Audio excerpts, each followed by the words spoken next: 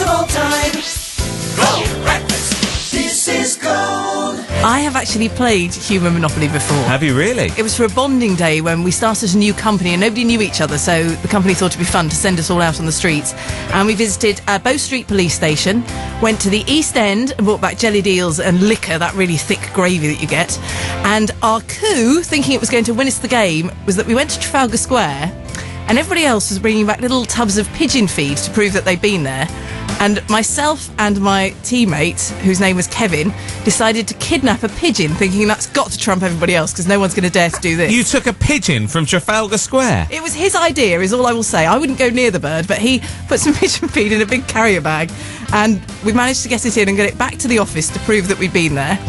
And let's just say the bosses had a bit of a sense of humour failure because they thought it was animal cruelty, which they have a very good point. Hang on, how did you get the bird back to the office? It was one of those big carrier bags, the cardboard bags. Yeah, but where did with the solid bottom.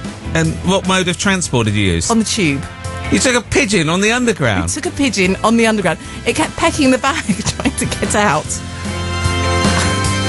Anyhow, it wasn't a highlight. 30 I'm really Leicester sorry. Square is the address. And what was it you wanted to retrain as? We were talking about earlier on.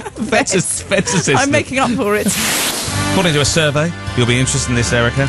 An online dating site says the recession has given rise to a new generation of singletons who are not impressed by high salaries and grand romantic gestures. I never have been. I'd agree with that. Just 14% of daters see a high income as a deciding factor when choosing a partner, which is strange because, you know, that motto many women go for is marry for money and love soon follows. No, that's your motto. And a very unromantic look at the world. I'd agree with this. I'm not saying a high income would necessarily put me off. I wouldn't mind it if someone came along.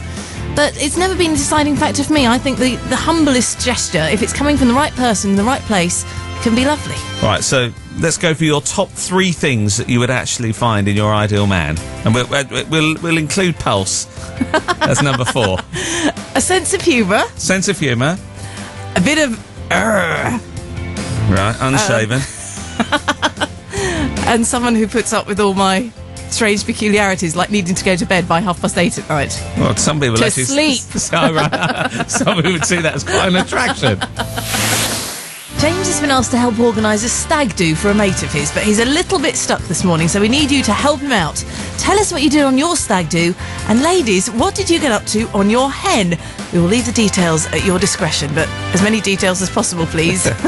Mark Chaplin has left a message on our Facebook page. You can access it via the web at mygoldmusic.com/breakfast. Morning team, I had 2 stag do's.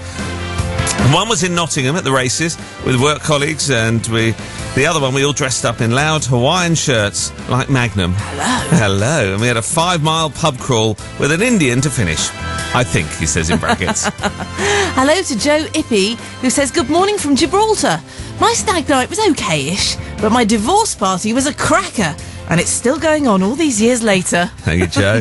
And morning, Ralph Time. Morning, guys. I organised a stag do last year, and instead of the complicated arrangements you get with some of them, I went for a night out in Leeds. We started with burgers and beers, followed by more beer, before ending up in a bar for Elvis night. No one was sick. There was no strippers, just a good night out. So I recommend an Elvis night and get Erica to be a hula girl as a guest surprise. That would be a surprise. Yeah. Don't. You wouldn't mind a few 20s twanged into your thong, would you? That'd be quite good, actually, yeah.